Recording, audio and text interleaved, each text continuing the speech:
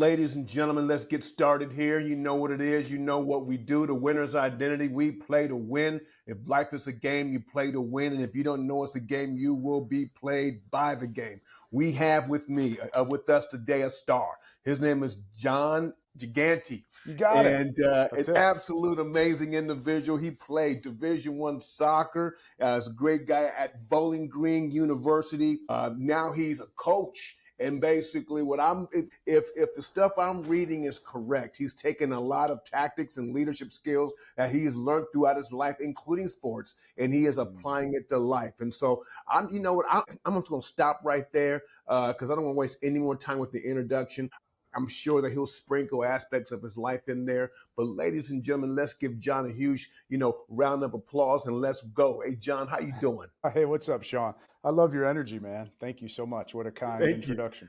Yeah, Great yeah. to be here. So let's talk about you. Let's talk about your story. Sure. Let's talk about then from there going to play in that Division I, what it's like. How did you compete? The ups and downs, and let's talk about the transition. Ready, set, go. Gosh. Okay. So I'd love to tell you it's like the most amazing, spectacular story of holding up the trophies and all the wins, right, and all the accolades. But it's actually a story of failure and redemption, but it took me a while to get there. So if I can, I'll go back and give you a little bit of the backstory. I think that may help paint the picture a little bit.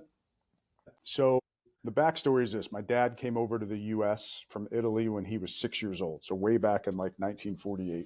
So an immigrant into this country, and it was the American dream, and Grandpa worked at the top of the terminal tower raising the American flag, and he was like the elevator guy, right? He would go take people up and down the terminal tower in downtown Cleveland. And so they did whatever they could to make ends meet. They literally lived in the attic with cousins. There was like 3 families in one house. You just did whatever you could to, again, it was the American dream. And so this real blue collar work ethic was formed early in my family. And my dad was actually the first person to go to college in his family. And so all is great. Then he finished college. He actually wrestled at Bowling Green, which is kind of funny because that's where I ended up playing soccer. And by the way, I always said, like, we used to go visit there when I was a kid. I'm like, I'd never come into school here. And lo and behold, I end up going to school there. But he gets done with school and he got a master's degree, a grad degree, ended up being a teacher and then a wrestling coach. And so, but he also had a grocery store business with my uncle in Cleveland, Italian grocery store. And so he was working his butt off, man. It was just like, again, in his blood. So he'd work all week teaching and coaching. And then on the weekends, he'd wake up at 4 a.m. and go and make the bread and pizza and work all day. And my Italian grandma's behind the cookie counter. And, it's just a beautiful thing. Well, I come home from school one day in 5th grade and my dad's not there. And I'm going, what's going on? And my mom sits me down and says, hey, your dad's in the hospital. He had a nervous breakdown. And so my dad goes to the hospital for a couple of weeks. And I go to visit him, I think once or twice, and came home. And I didn't think much about it at the time. I'm a young kid. I even had a chance to go. The guidance counselor at school brought me in and said, Jon, how you doing? And I remember saying, like, what do you mean? I'm good. I'm straight A's and I'm this budding soccer player and I'm good. And so the family, dad comes home. They never talk about it. They just somewhat sweep it under the rug and you just kind of move on. And again, I never thought much about it and lived a really, I would say, idyllic childhood. And then all of a sudden I got pretty good at a sport. Soccer was what I ended up focusing on in college or in high school. And my family ends up picking up and moving for me to play soccer at the top high school in Cleveland. So we lived in one town, and that's how, you think about how much love is that for the parents to say, we think this much of you, we're going to actually move across the city for you to play for this team.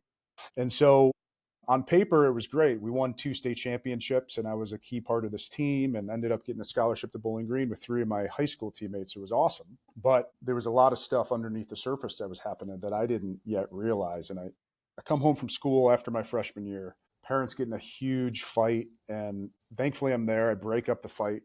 Mom leaves. It's pretty much the end of their marriage. First time ever, my dad cried in my arms. Like I'd never seen him cry. And he's like, I'm so sorry.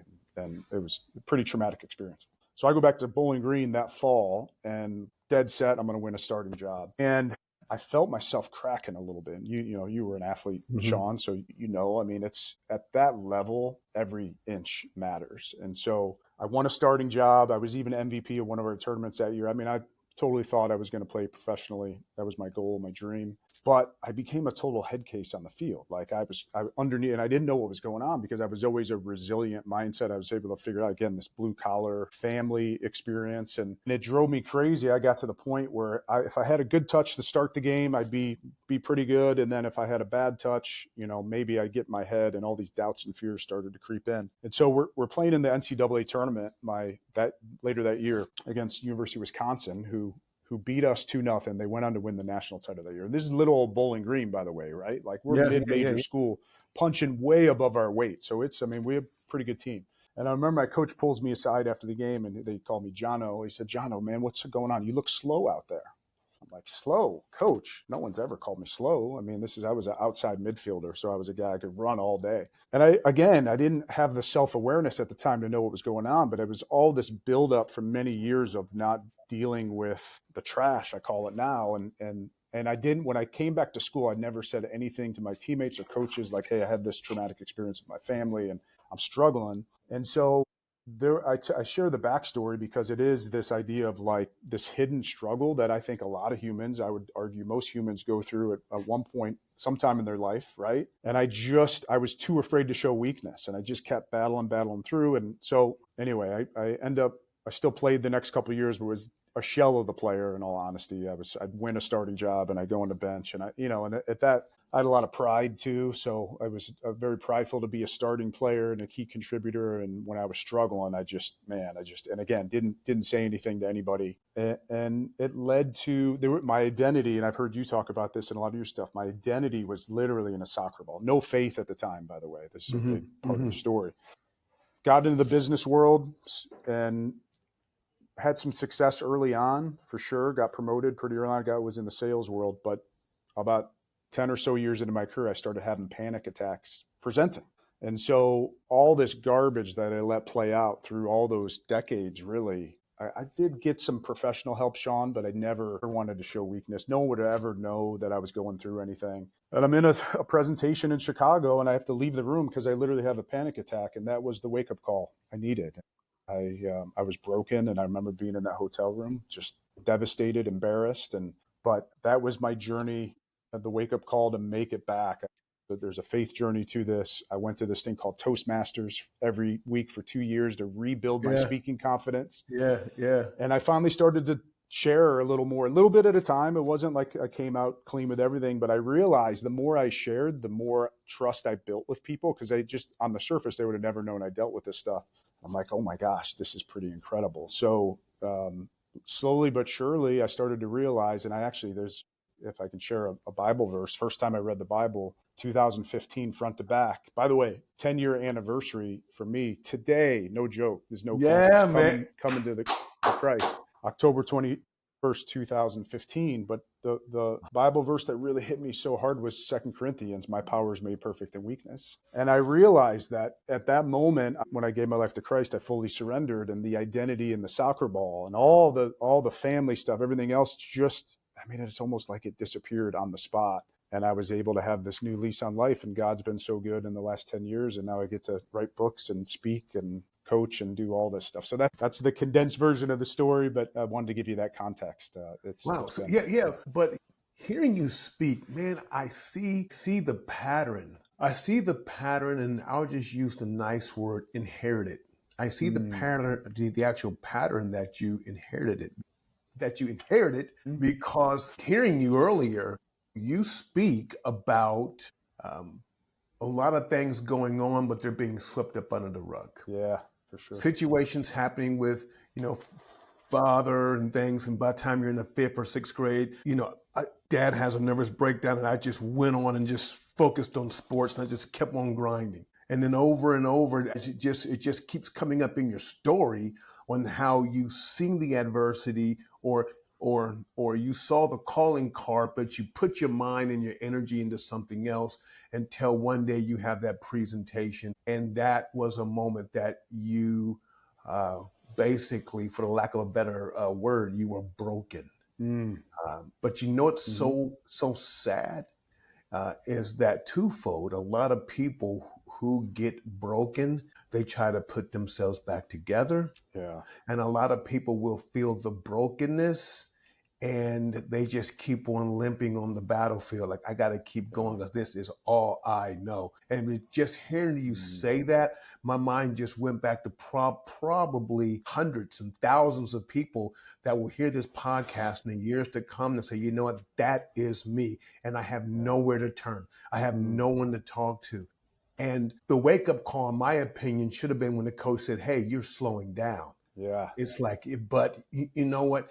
You can never see it. So I would love That's if right. you can just really dive into that brokenness and that actual conference room and how you were just broken and Yeah. how you were able to just move up out of that. If we could dive into that, because I'm Mm. pretty sure it could be a blessing to some people. Yeah. So it's not like it just happened all at once where I had this panic attack. It came out of nowhere. Mhm. I was starting to feel this over the course of years. And let me go back to my freshman year of high school. I went to St. Ed's in Cleveland for Mhm. 2 of my years. I was a speech champion my freshman year. So I was the number one Okay. speaker out of 250 students. English teacher pulls me aside, says, John, I think you can be the first 4-time champion. So I was a pretty naturally gifted speaker.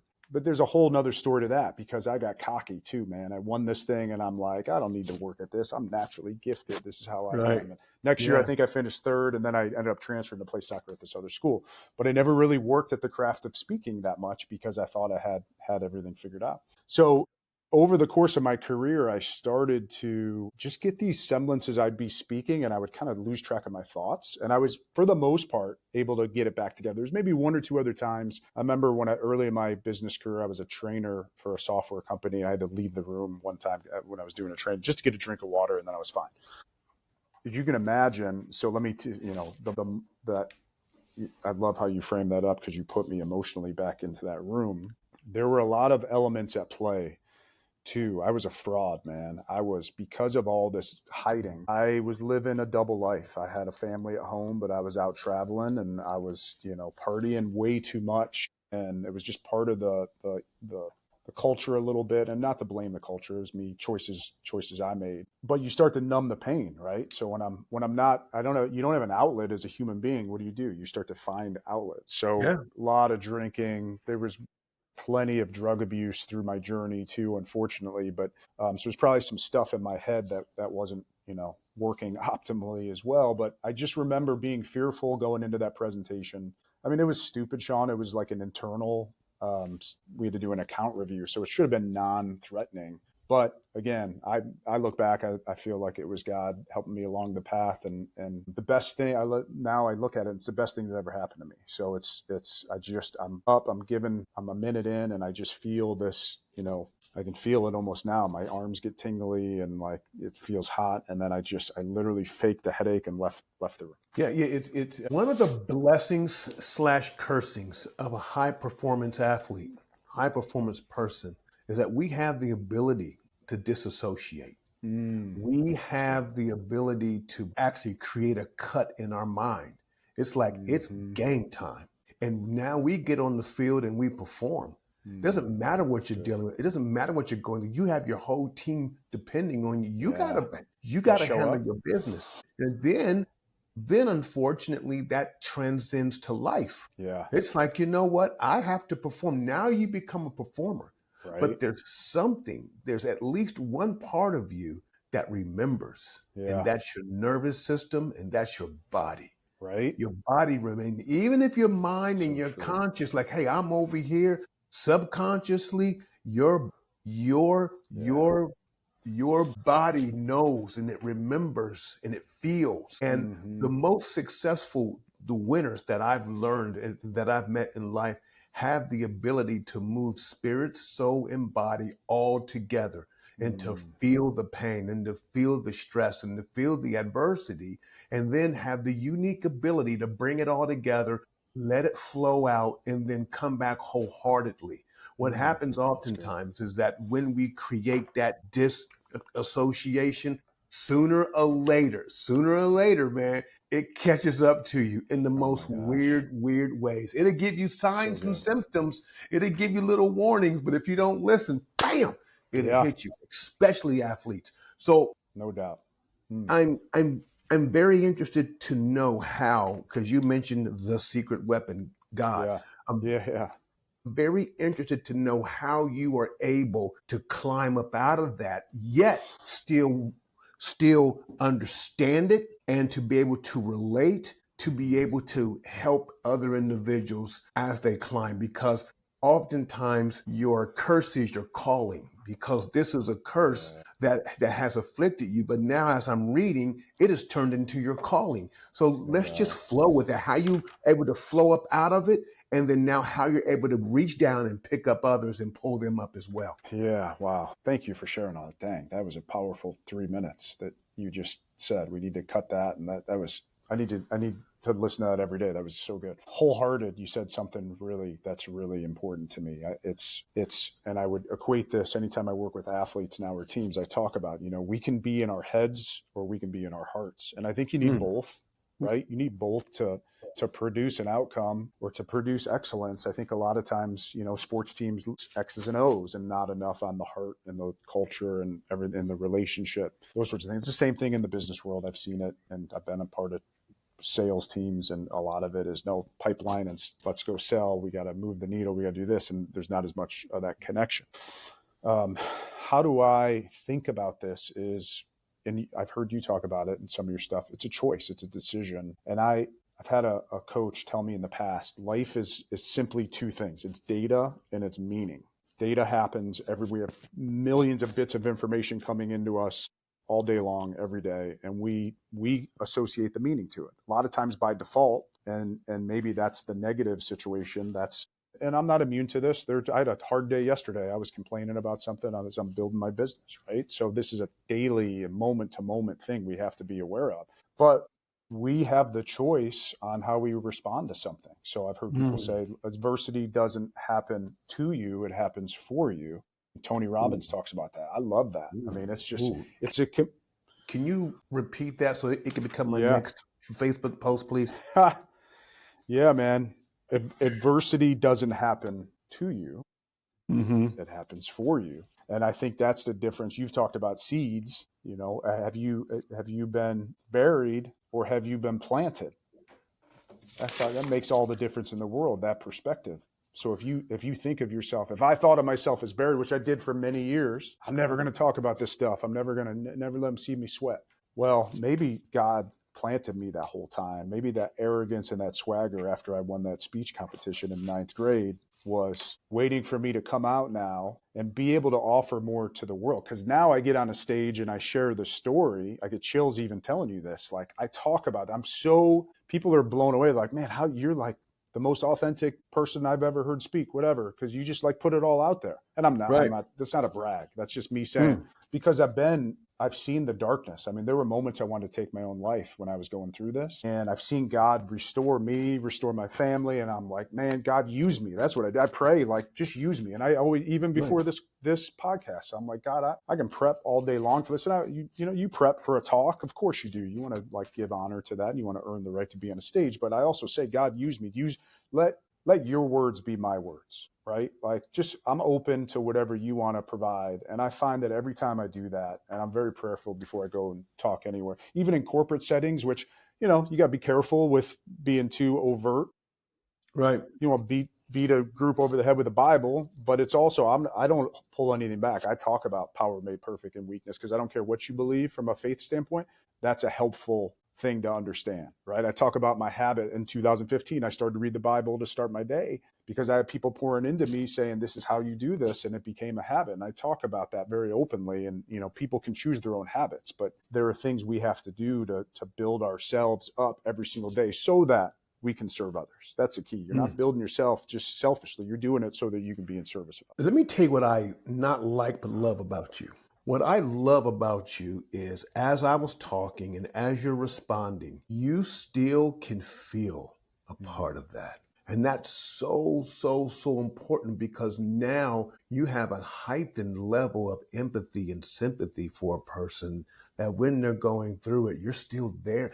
There are aspects of it that God has allowed you to still be there. And people can actually connect with that. And you know what? If I could be as bold to say right now, try not to lose that. because there's so many clinical diagnoses and people and they're talking and I would prescribe this method. And guess what? We can feel that. People can sense that. But when you can still speak from raw authenticity and still, I mean, not feel the sting, but taste the sting, and people understand that you're there, man, that takes it to a whole new level. I am so glad that you found Christ or Christ found you, depending on where the people are at in their walk. But could you talk a little bit about that journey, just a couple seconds into that, please? Oh my gosh, yeah, sure. Very lukewarm faith growing up, and it just was the way it was. I even went to a Catholic high school, but I didn't have a relationship with Jesus. It just wasn't part of my upbringing. And I was super fortunate.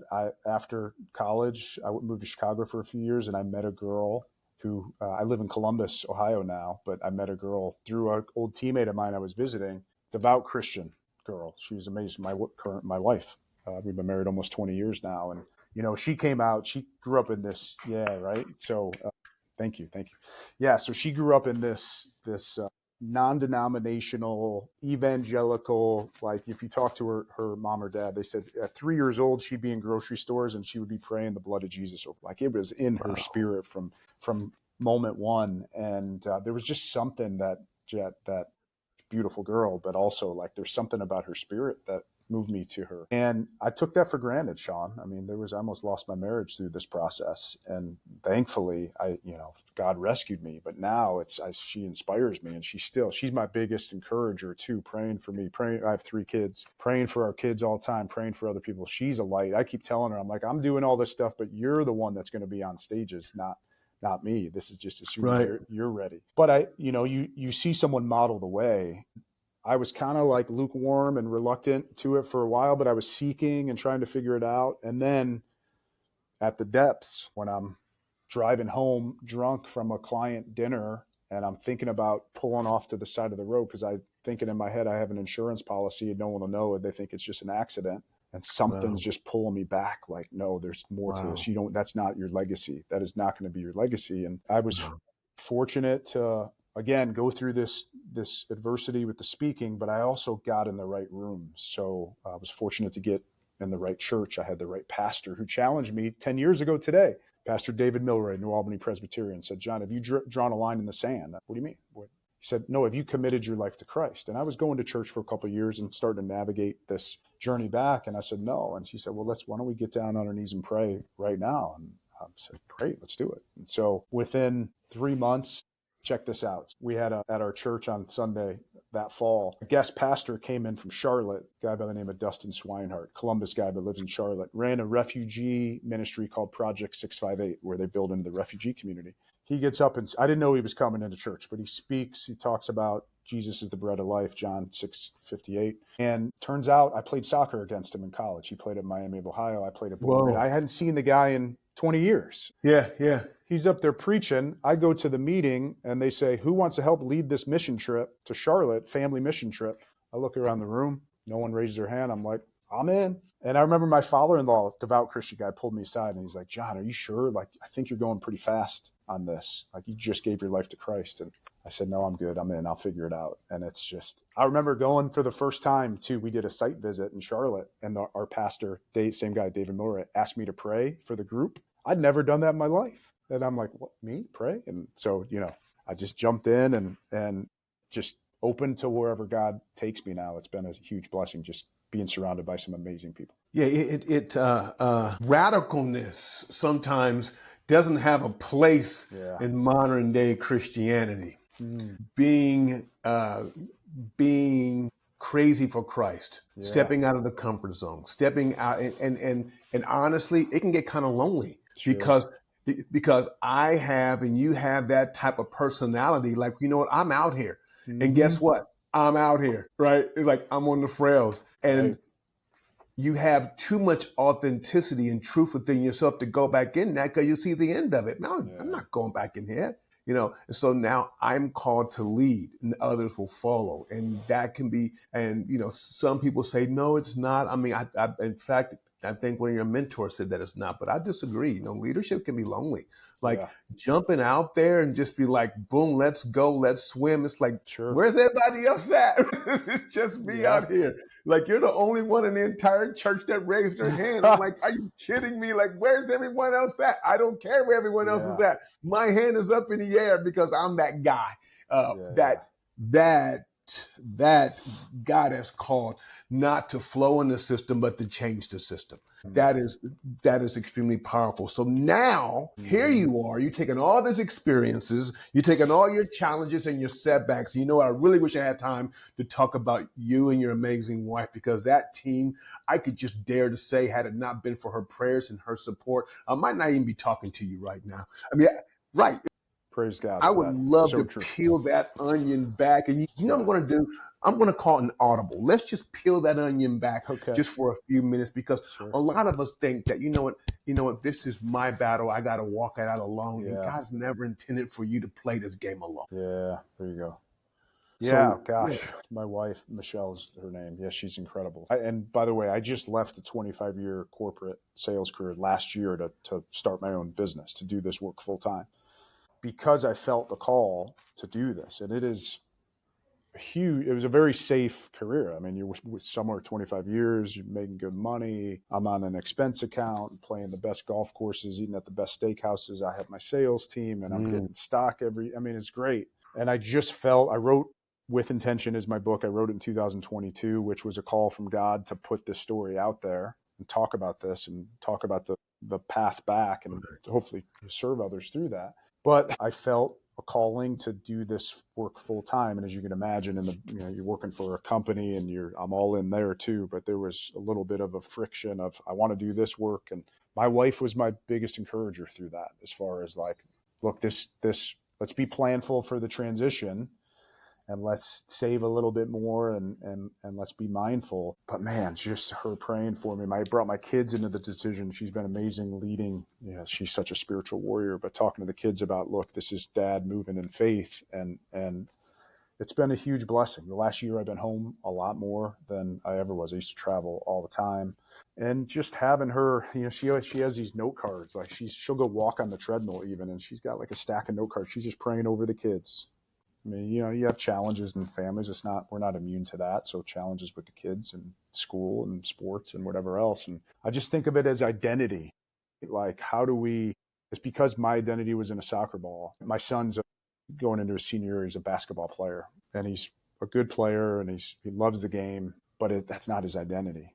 Right. And sometimes he struggles with that a little bit, Shawn, but it's, and I don't know how your journey was in football, but I imagine, you played at the highest level, very easy, almost to be successful. I would argue your identity has to be in the football, right? To make it to that level. And so my wife has been amazing just to keep the kids grounded, keep me grounded, and just very prayerful. Honestly, man, last week, so as I build this business, my brain's on fire. I've got so many ideas. I feel unleashed and I almost can't turn it off sometimes. So I'm working nights and I've got clients and I've got proposals and I've got speaking engagements and I have a cohort I lead and workshops and it's amazing. But she's like, Jon, you need to take a Sabbath. The Bible says and she said, you're trusting yourself more than you're trusting God through this process. And I'm like, you're right. And I took a Sabbath last weekend for 24 hours for the first time, even locked my phone away in this little lockbox. And it's life-changing to have someone being able to speak into you like that and hold me accountable.